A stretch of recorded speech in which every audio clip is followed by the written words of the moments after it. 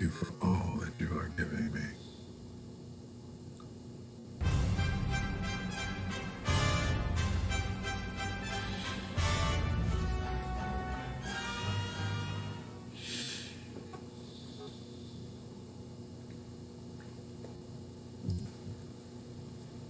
Doing something by doing nothing. Part 4. Hi, this is Reverend Andrew Bozeman, and we are on the wings of your mind. So this is the 4th installment of this week's discussion of doing something by doing nothing. The purpose of this discussion is to emphasize what I've been telling you for not only the past few days, but for the past few months. Controlling your mind and shutting off the continual noise it creates is one of the crucial steps in empowering your mind. One of the crucial steps. On a conversation with my son, Anthony, yesterday after he watched the show, he reminded me of something. He reminded me that infinite intelligence is continually flowing with information, ideas, answers. But if our minds are noisy, there is no way we will ever hear what infinite intelligence has to tell us. So, he's been working on taking the time to do nothing. His statement also brought to mind yesterday a quote from Steve Jobs, the co-founder of Apple Computer and the creator of the iPhone. Steve said, "Don't let the noise of others' opinions drown out your own inner voice." Don't let the noise of others' opinions drown out your own inner voice. So, I'll repeat, a quiet mind is a powerful mind. Take a second.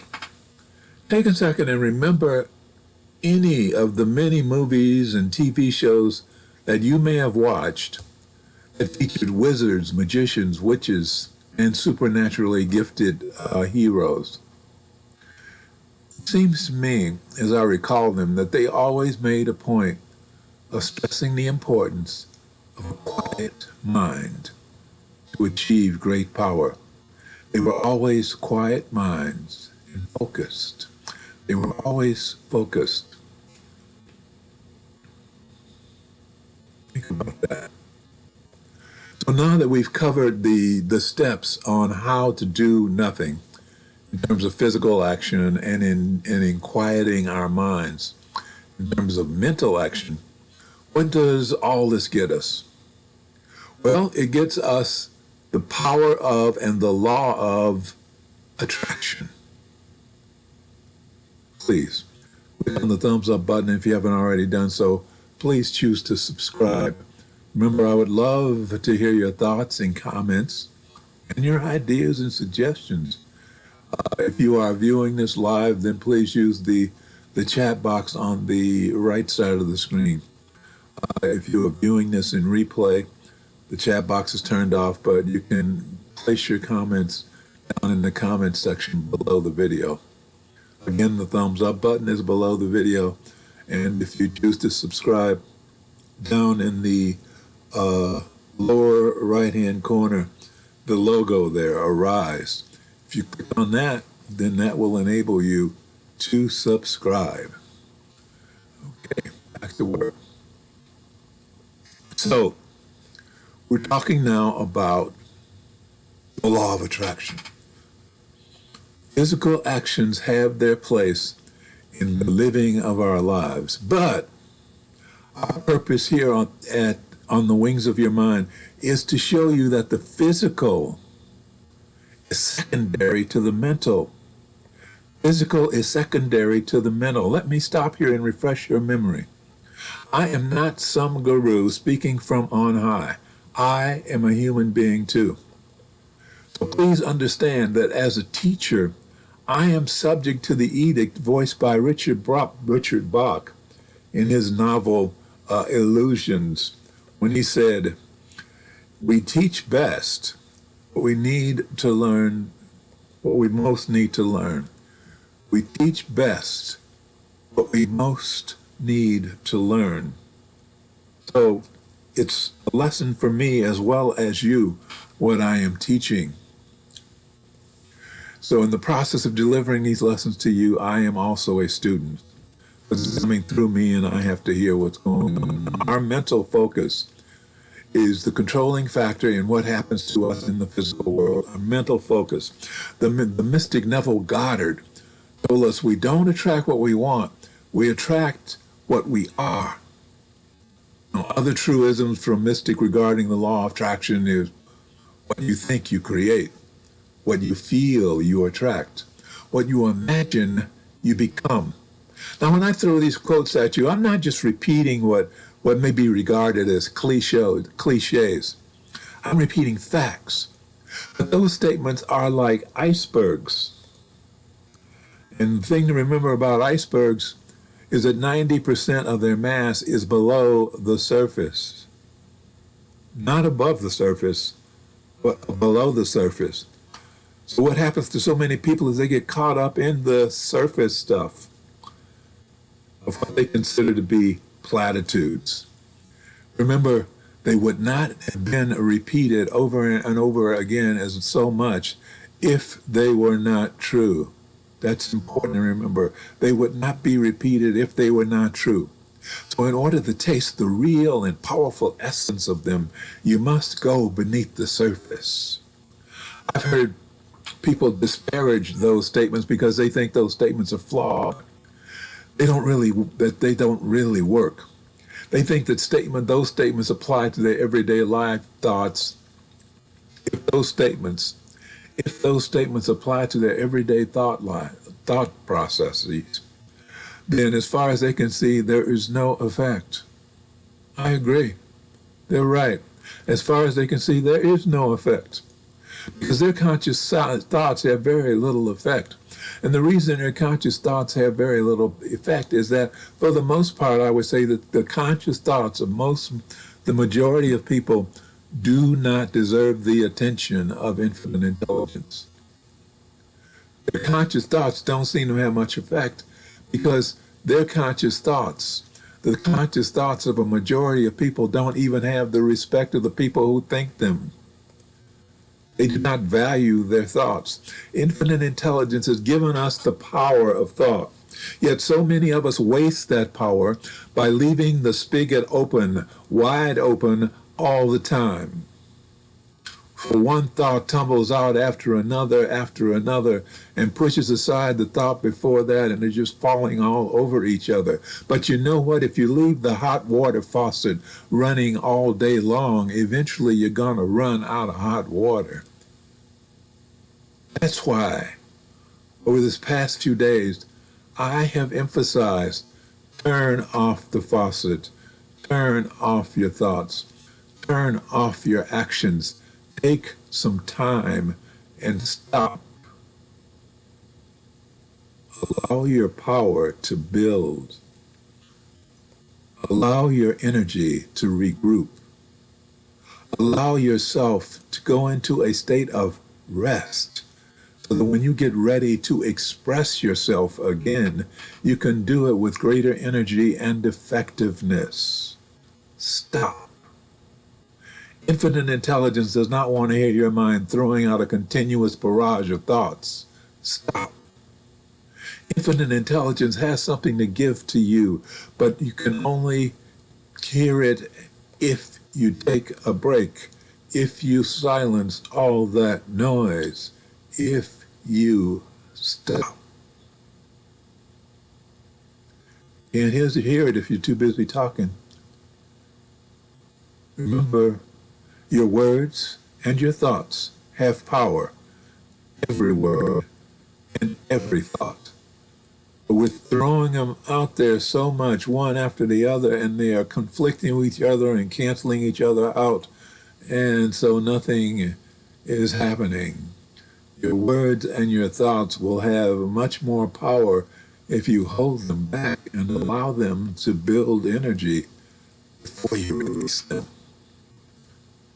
So to those of you who insist that the law of attraction doesn't work because you've tried it, just be quiet. Be quiet. The law of attraction isn't something you try because it's working all the time. There's no try. It's not something you turn off and on. It's on all the time. There is no off and on. It is always on. Let me repeat that. The law of attraction is always on. It is never not on. It is always attracting to you what your subconscious mind impresses upon the creative field of infinite intelligence. So stop.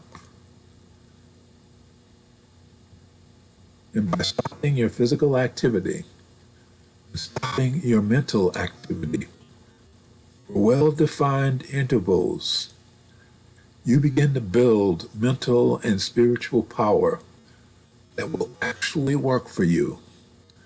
And then you can begin to have a life that reflects back to you the kind of life you want to live. So take some time. Take some time to reflect, time to dream, time to really think about what it is you want in life and why. So you want to be a millionaire. Well, what would that look like? What kind of life would you have if you were a millionaire? What would that money do for you? What would that money do for the world? Will it help others? Will it create any jobs? Will it help solve any problems? Or is it just for you to play with and forget the rest of the world? Give that some serious thought. Think about it. Realize that your life is a reflection of your subconscious. And that's what you're going to get. Now, are there people that you hate or people who hate you? How's that going to affect your life? How's that going to alter anything that's happening for you in your life? Remember the words of Jesus in Matthew 5, verses 23 to 24. Therefore, if thou bring thy gift to the altar, and thou remember that thy brother hath aught against thee, then leave there thy gift before the altar, and go thy way, first to be reconciled with thy brother, and then come back and offer the gift. So go make peace first before you offer the gift. What is your gift? Your gift is your thought. Your gift is your words, your power, your ideas applied to your life. Before you give those, make sure that you're giving it clean, that there's nothing hanging on to it, like a beef with somebody else, like a beef with something else. Those are negative hooks that can drive you down into darkness. And those negative feelings you have towards someone or that someone might have against you need to be released. Forgive them. Forgive them.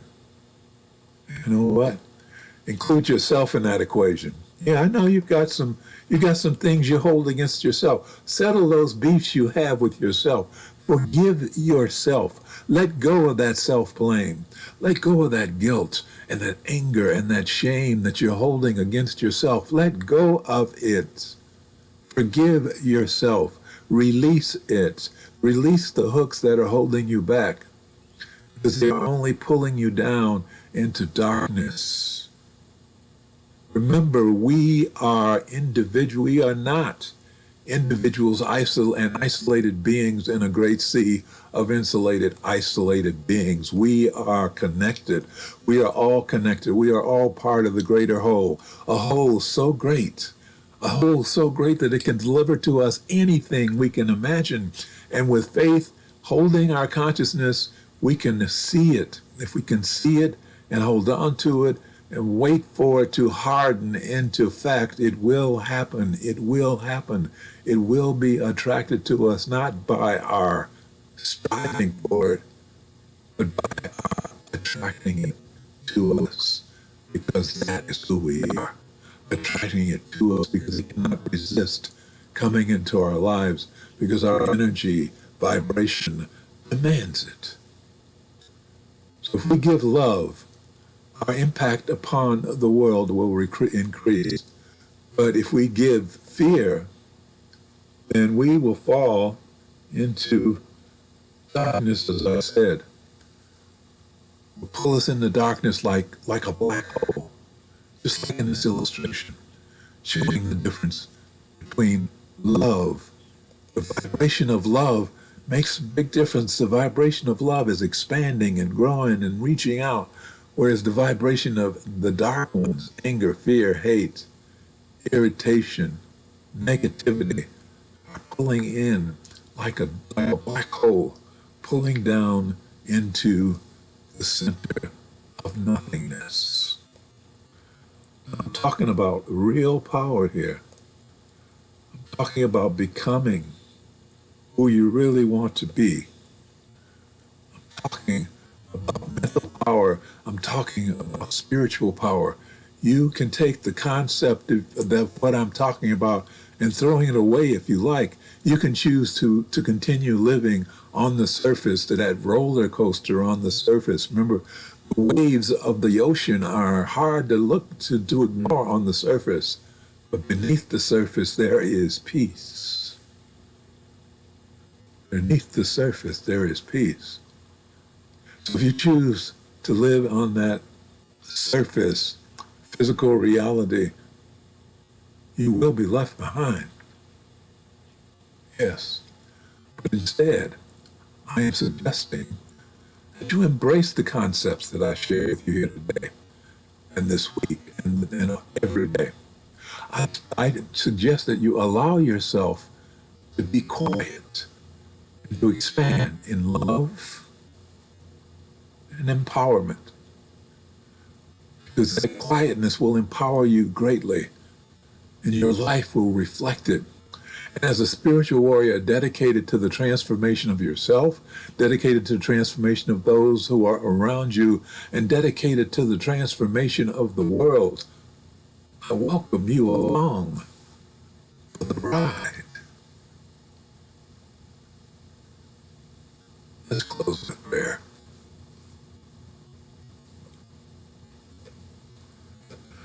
Thank you, Infinite Intelligence, for bringing all of us together in this life so that we may become spiritual warriors and join in the work that we have come here to do.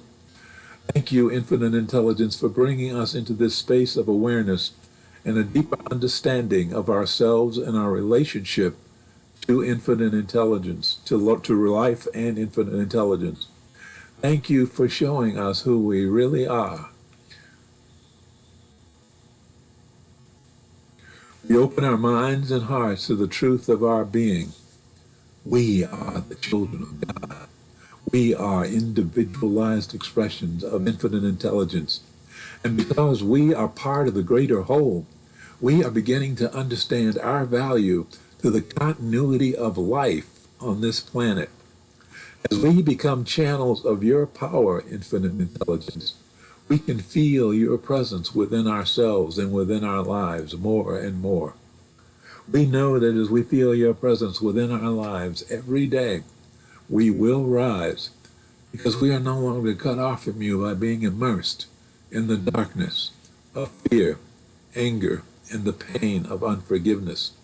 So we are now restoring our connection through the grace of forgiveness, knowing that as we learn to forgive ourselves for the pain that we have caused to ourselves, and as we learn to forgive those who have inflicted pain upon us, our connections will grow stronger, and our lives will grow happier and healthier and more prosperous. And for this, we are truly grateful. As above, so below. As within, so without. And so it is. Amen. Thank you. Thank you for spending part of your day with me. I'm Reverend Andrew Bozeman, and I appreciate it if you would click on the thumbs up button below.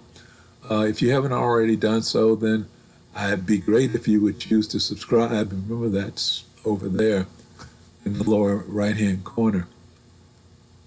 And if you have any thoughts or suggestions or ideas that you would like to share with me, I would love to read them.